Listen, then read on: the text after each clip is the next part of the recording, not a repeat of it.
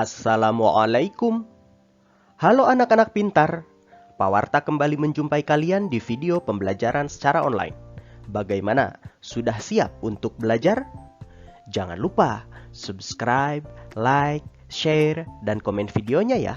Terima kasih. Baiklah anak-anak pintar, untuk mengawali pertemuan kita hari ini, marilah kita berdoa bersama menurut agama dan kepercayaan masing-masing. Berdoa dipersilahkan.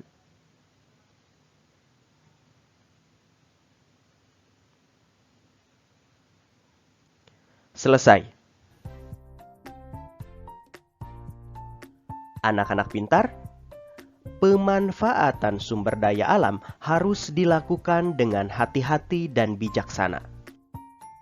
Sumber daya alam yang kita miliki harus dilestarikan. Kita tidak boleh memanfaatkan secara sembarangan. Jika sumber daya alam yang kita miliki habis atau rusak, kita terancam bencana. Lingkungan yang rusak dapat mengancam kehidupan masyarakat. Misalnya, jika laut tercemar, maka ikan juga akan tercemar dan orang yang memakannya juga akan sakit. Menjaga kelestarian alam merupakan kewajiban kita, baik sebagai individu maupun masyarakat. Berikut ini beberapa kewajiban kita terhadap lingkungan. Yang pertama yaitu mengurangi kegiatan yang banyak menghabiskan sumber daya alam. Yang kedua, memanfaatkan teknologi dan peralatan yang ramah lingkungan. Yang ketiga, menjaga dan melestarikan alam untuk menjaga ketersediaan sumber daya alam. Yang keempat, menggunakan energi alternatif. Hari ini kita akan memfokuskan pembahasan kita pada kewajiban menjaga dan melestarikan alam untuk menjaga ketersediaan sumber daya alam.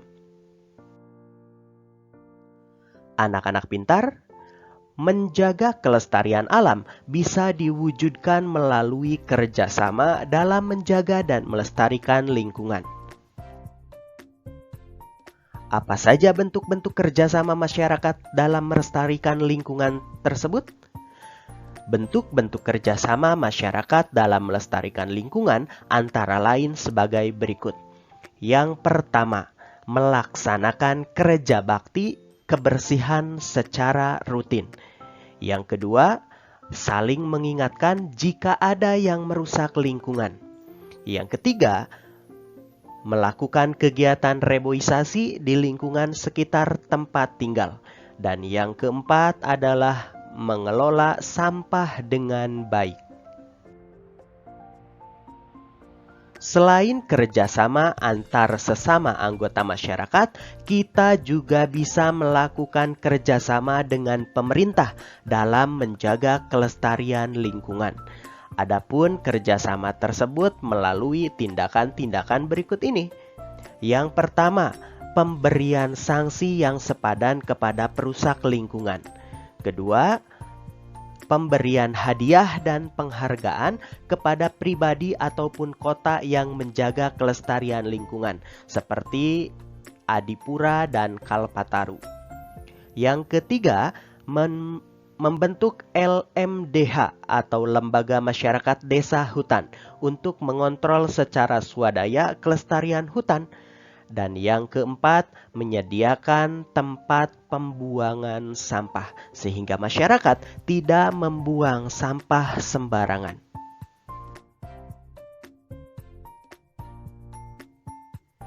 Jika masyarakat dan pemerintah telah melaksanakan kewajibannya terhadap lingkungan, maka manfaat dari lingkungan pun bisa kita dapatkan, antara lain sebagai berikut. Yang pertama, hidup yang aman terhindar dari bencana. Kedua, hasil alam yang melimpah. Ketiga, hidup yang nyaman karena lingkungan asri dan udara bersih. Yang keempat, kebutuhan tercukupi dengan baik karena telah disediakan alam. Yang kelima, meningkatnya kesejahteraan masyarakat. Dan yang keenam, sumber daya alam yang terjaga dengan baik menjadi modal pembangunan. Untuk menguatkan pemahaman kita mengenai kerjasama dalam masyarakat, sekarang mari kita baca teks berikut ini. Judulnya, Kerja bakti di hari Minggu, bentuk pelaksanaan kewajiban masyarakat terhadap lingkungan. Kegiatan kerja bakti di hari Minggu telah menjadi budaya di sebagian besar masyarakat Indonesia. Kerja bakti ini dilakukan secara sadar oleh masyarakat dengan melakukan kegiatan-kegiatan yang menyangkut lingkungan. Banyak kegiatan dalam kerja bakti, seperti membersihkan lingkungan sekitar tempat tinggal dengan menyapu, mencabut rumput liar, menebang dahan pohon yang mengganggu, membersihkan got dan saluran air, dan membersihkan sampah. Masyarakat sadar dengan kerja bakti akan membuat lingkungan tempat tinggal menjadi bersih dan asri. Hal ini akan berdampak pada kehidupan masyarakat. Masyarakat dapat hidup dengan nyaman, aman, dan sehat. Kerja bakti merupakan contoh kegiatan manusia yang selaras dengan lingkungan. Masyarakat melaksanakan kewajibannya terhadap lingkungan dengan menjaga kelestariannya, maka akan berdampak positif bagi kehidupan masyarakat itu sendiri. Masyarakat akan terhindar dari bencana. Nah, anak-anak pintar, saatnya kalian mengerjakan tugas. Berikan contoh bentuk-bentuk kerja bakti sebagai pelaksanaan kewajiban terhadap lingkungan. Kerja bakti di mana saja? Yang pertama, di lingkungan rumah. Kemudian, di lingkungan sekolah. Dan yang ketiga, di lingkungan masyarakat. Silahkan kalian tuliskan di buku tugas kalian masing-masing. Selamat mengerjakan. Anak-anak pintar, tentu sering terlintas di pikiran kita berbagai pertanyaan, terutama tentang kegiatan kerja bakti di lingkungan sekitar.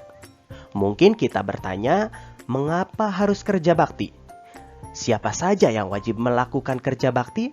Dan bagaimana kerja bakti tersebut dilaksanakan? Serta berbagai pertanyaan lainnya.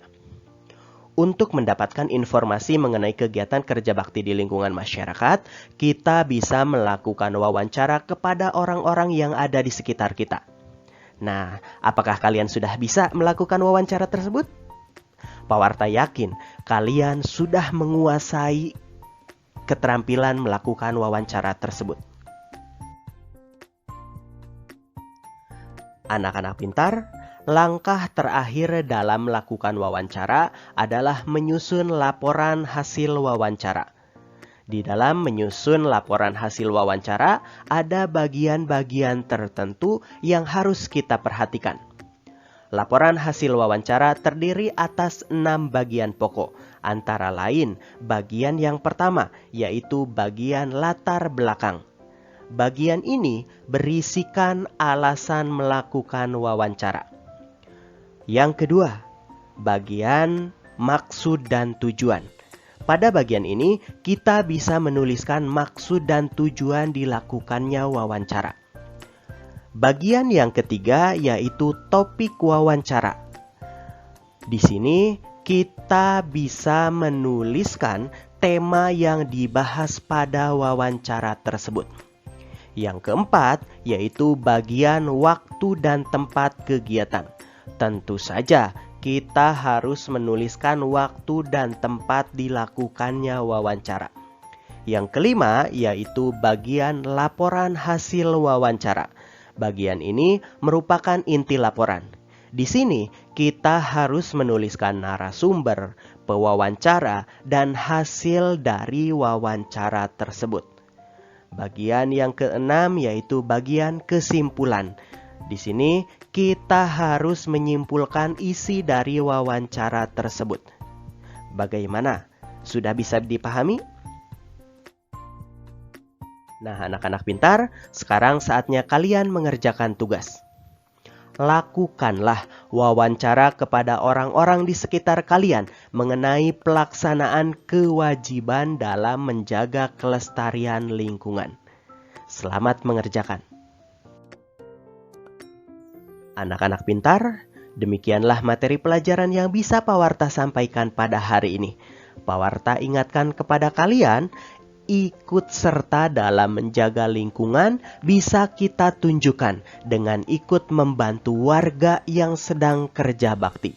Akhir kata dari Pawarta, wassalamualaikum warahmatullahi wabarakatuh. Sampai jumpa di video pembelajaran selanjutnya.